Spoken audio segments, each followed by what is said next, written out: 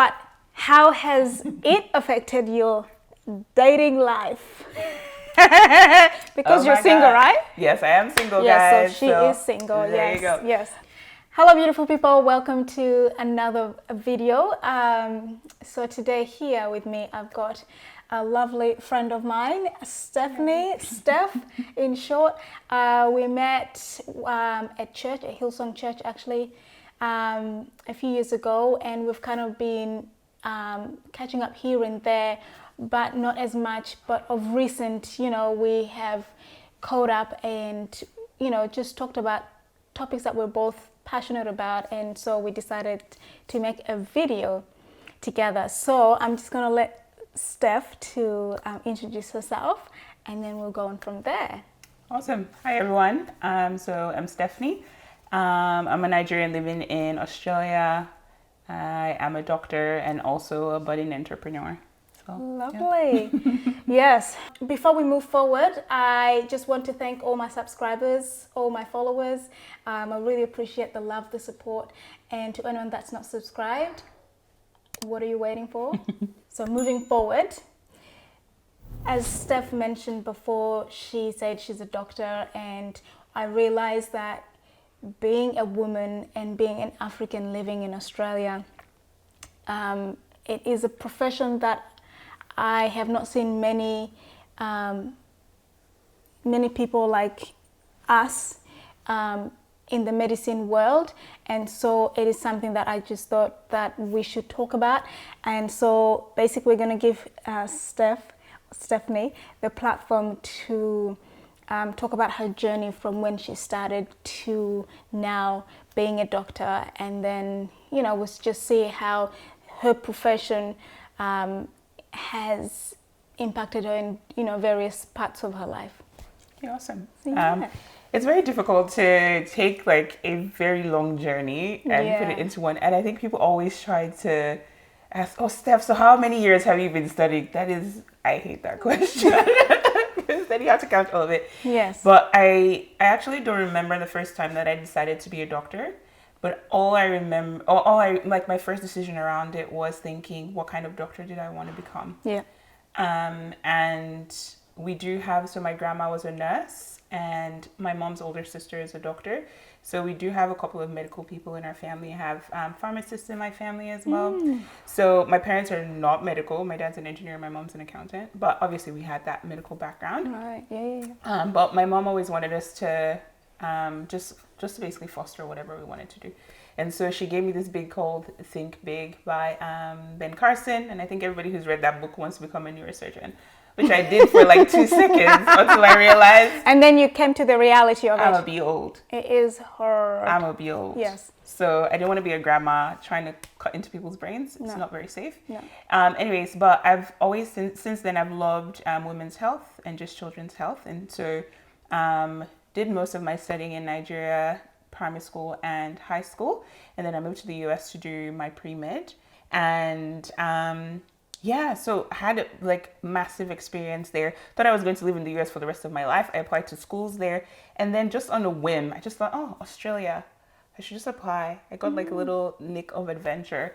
And by the end of everything, it was just like 3 schools that were left. And Australia just became very apparent for me to come over here and study. I had no one who lived here whatsoever. And if you know Africans in general, we move where we know people, okay?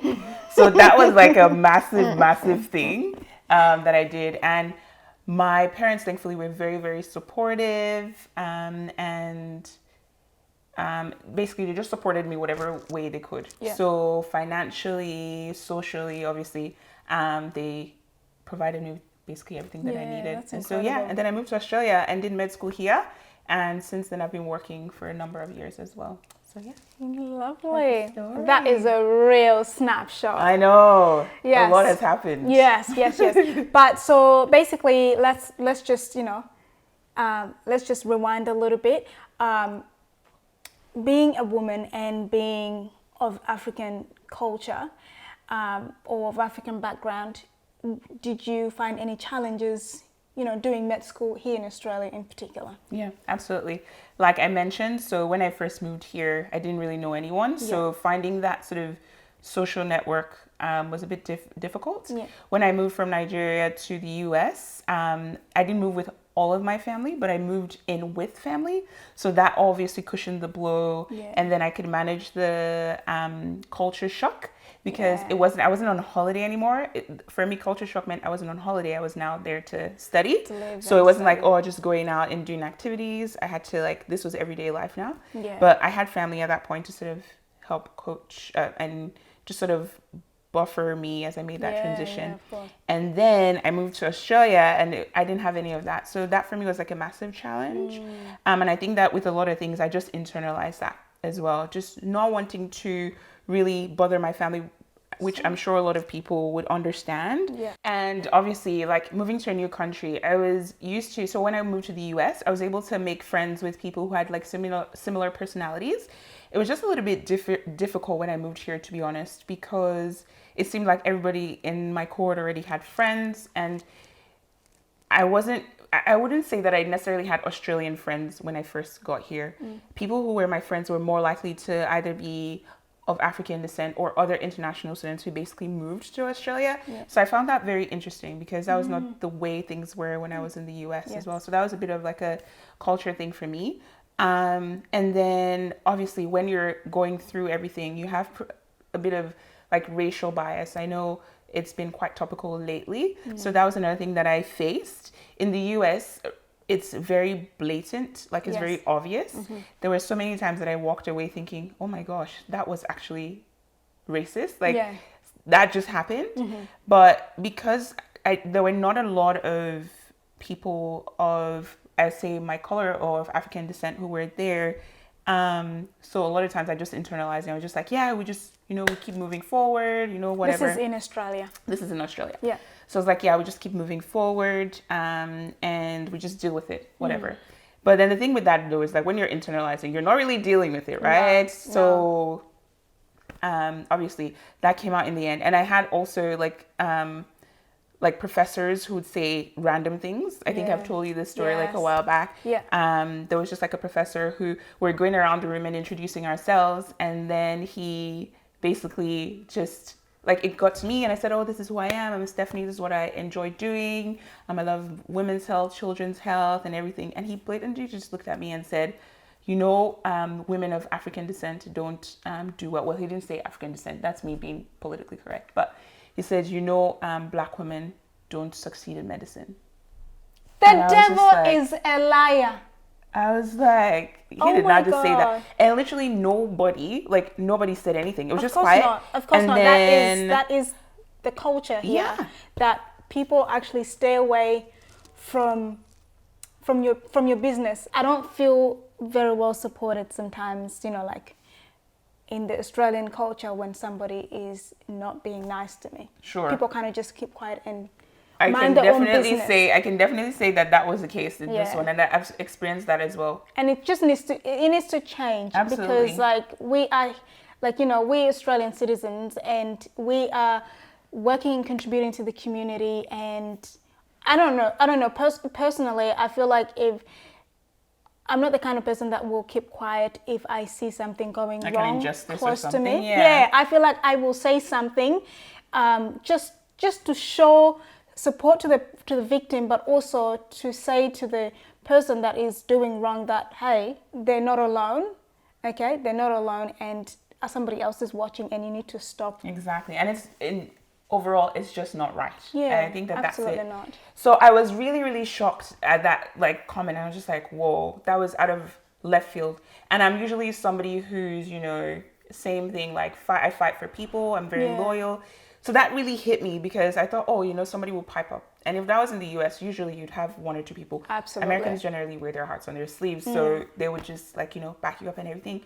And nobody said anything. And we just sort of moved on to the next person and just went around. And I think from that day, it was just a bit of I guess it was weird because it was almost like shame kind of thing. I was just like, oh my gosh, I now have to wear this. Even though for the whole time I was fine. I had been doing medicine, I was in med school for a while and I was doing okay in my studies, But this really broke me, and that affected my grade in that class that year. So Power thankfully, of words. I know it's crazy. The next year I was able to go back to him and just say, look, what you said was not right. You can have statistics about a group of people, Yeah. but you can't use that against them. Like No. that's just you just don't do that. It's knowledge, yes. But just because you have that piece of knowledge does not necessarily mean that everybody fits that. And even if they did, the point of the statistic is not for you to weaponize that. That's it. Why do you even use it? Exactly. You're you know supposed what I to mean? maybe help. And even if you're going to help somebody, you don't sort of make it especially like obvious, like, oh, I am helping you. You just, find ways to sort of like cushion things. But anyway, so that was that experience. And then on the wards as well, you have all these people who are surprised that you're like, oh, you're a doctor, like, or oh, just do this. And I'm like, oh, okay, no, you just need to tell like XYZ person. And it's kind of like they're shocked because I'm like, oh, I actually don't know how to do it. Sometimes I legit do things that other, like, it's not necessarily my job, but it's just like, oh, I don't know how to do that. But if you ask, for example, like if you ask a nurse to do that, like maybe she'll know how to do it. Like that's just not my job. Yeah. So sometimes people are like taken aback. Or like another one in med school where this lady, so speaking of like women, so this was not just like obviously being black, Yeah. but just being women. Yeah. So there were 4 students, 2 girls, 2 ladies. The 2 guys I think were both Australian Caucasian, and my friend is American Caucasian, and there was me. And so like we're learning about the heart, and so we're listening to heart sounds. And the 2 guys go up first because obviously they're keen, whatever. We were thinking would eventually get there. Like everybody's going to listen to the lady's heart, Yes. okay? But the guys went over and listened, and the doctor who brought us in was like, oh, I have medical students who are going to, listen to your heart and everything. And the first guy goes over, she's like, oh, no. She makes a little conversation. Second guy goes over. And then my friend comes in with her stat, and she's like, oh, even you, as per like you're a doctor, so like you're training to be a doctor. And I was just like, oh, okay, well, she's gonna be surprised. Actually, I wasn't really thinking about that when I walked there. And I walked to, and all of a sudden she's like, oh, even you? And I was just like, yes, even me. What's so special about like the whole thing? I think there's still a lot of bias and a lot of work that has Absolutely. to happen in that space. Yeah. And I find that obviously just because of who I am, a lot of times I'm in areas where I'm pioneering for Black people. Yes. To be honest, sometimes that can get a bit tiring because really we're just human beings with a lot of potential. Yes. We can do everything we want, even though obviously historically there have been hindrances. Yeah. But then you also feel that like mantle of like, I have to represent my people well. I have to, but then I've also had good experiences. Speaking share of them.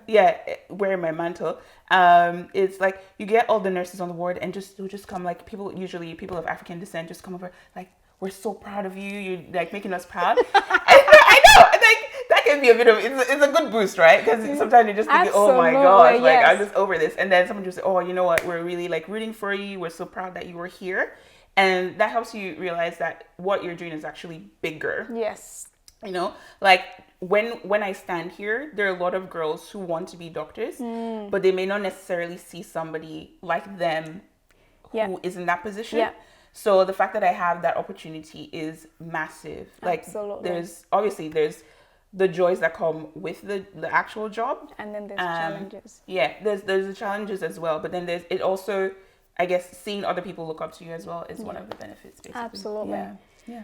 I know that you guys go through so much more. Being African and then also being a woman, you go so much more. It's almost like sometimes you work twice as hard. But, and that's why, I think that as African people, when we see others, it's like a community. We're like, oh my God, like we made it. We all made it. Yes, exactly. When one person makes it, we all made it. It's Absolutely. a communal thing. Yeah, truly.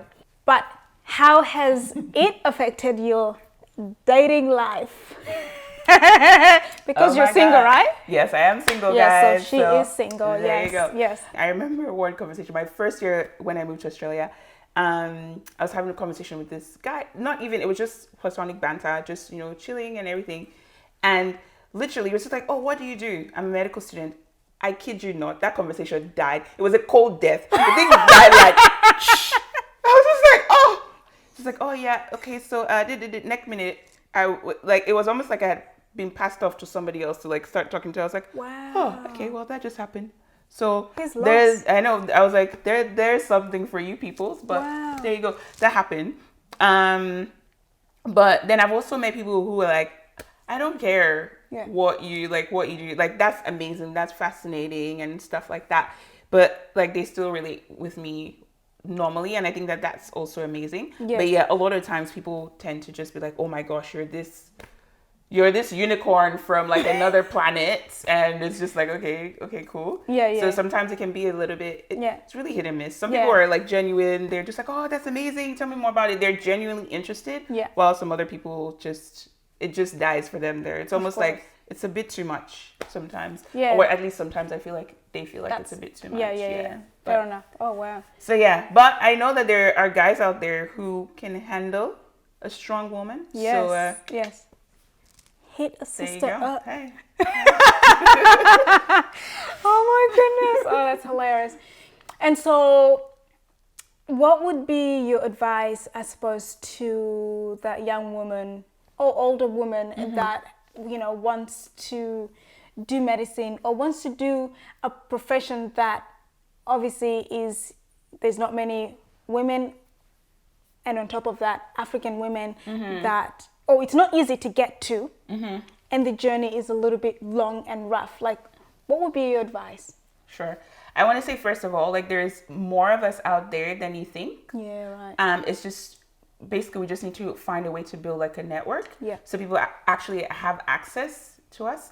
I think if you want an outcome, you have to go to someone who has that outcome. So somehow, I don't know what we're going to need to do in this space, but we need to find a way to link aspiring African, especially women, because that's one of my passions. Yes. To other doctors who have already like arrived at the place that they want to be. So for example, I want to be an obstetrician gynecologist, and a friend of mine has a mutual friend who is already one. Yeah. So I've already had a chat to her, and she's going to try and make that connection for us. So I think that it's lovely. important, that if you hear stuff like that, then you have the opportunity to just sort of like make connections as well.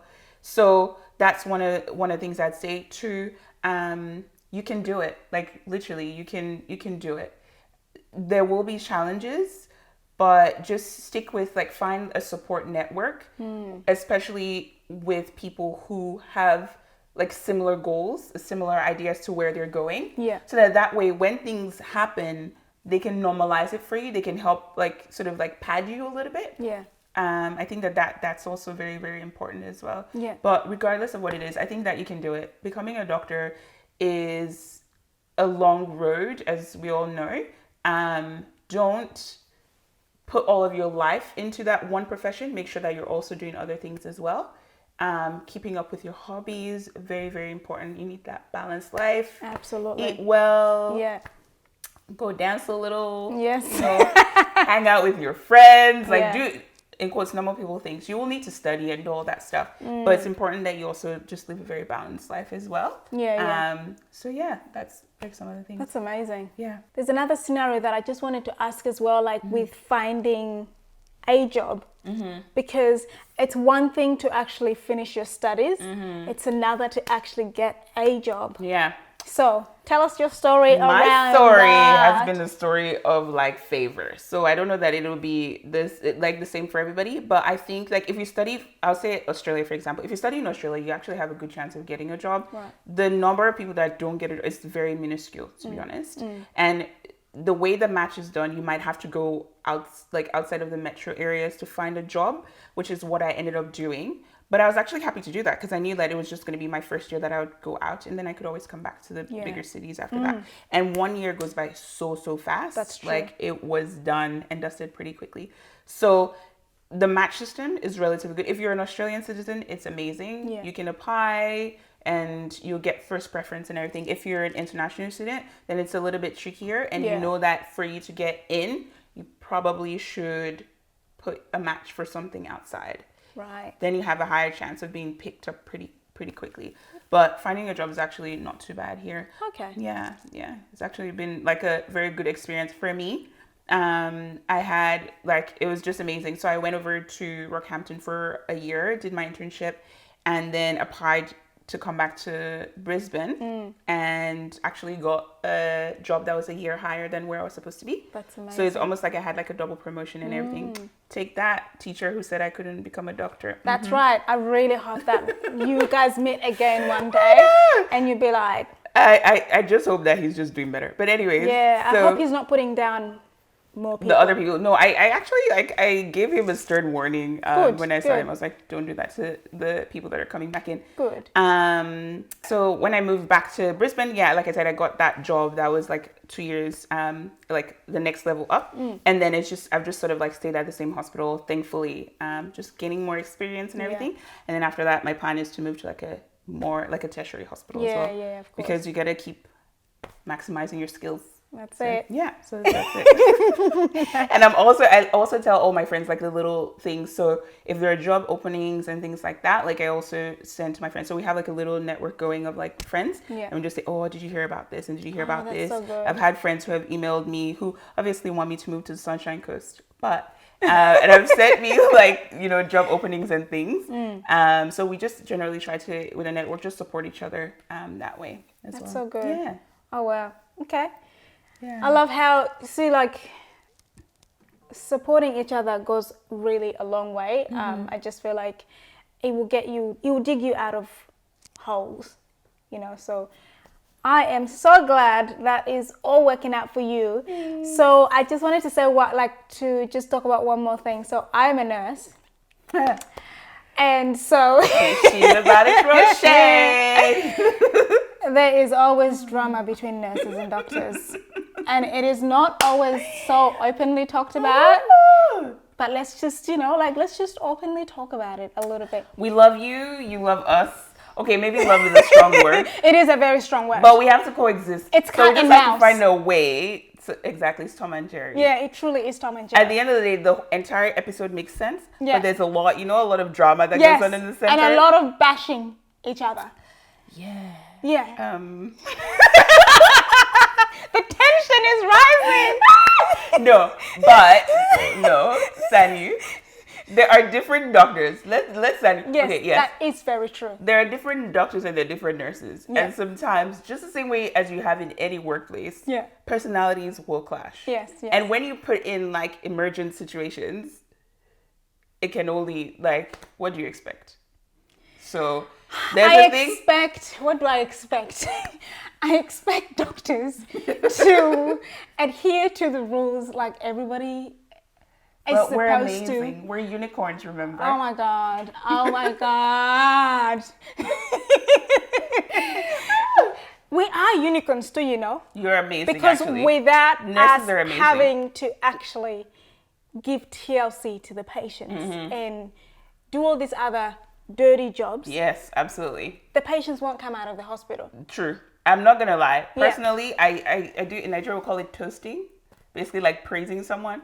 I toast my nurses. I'm like, hey, you're doing so well. Like, oh my gosh, you're so amazing. How are you doing? Oh my gosh, girl. Because really, they're the hands and feet of the hospital. Yeah. You can literally say, this is the plan. Yeah.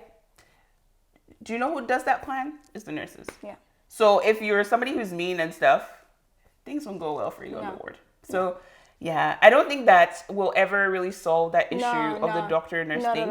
The way we're trained is so different. The way our minds think is so different. Our function in the hospital is so different. Yeah.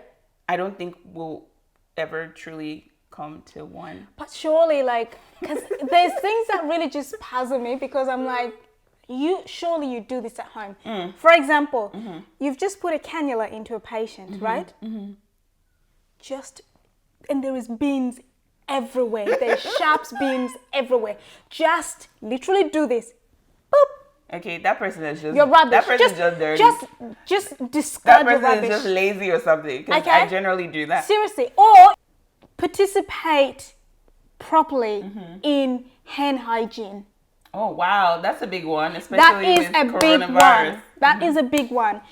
You will go touch the patient, take the dressing off. You haven't done any hand hygiene, and then you will touch the patient. And that's something that's interesting. There's a lot of doctors that are not actually afraid of touching the patient and actually going quite I fact. love you, so I'm gonna take care of you, but I'm Yeah. not gonna touch that with my bare hands. Yes. You know what I mean? Yes.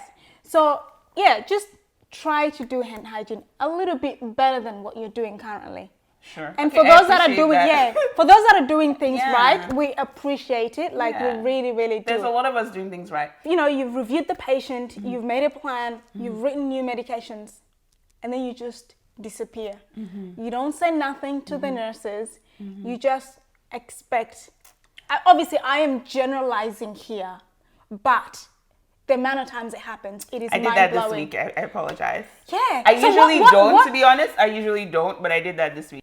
And then last thing, just when you make a plan, just tell us. Yeah, fair. When you write medications, tell us, because we can't, read The mind. I the appreciate mind. that. Those are my three main things that really get me, I suppose, because it's just like, Yeah.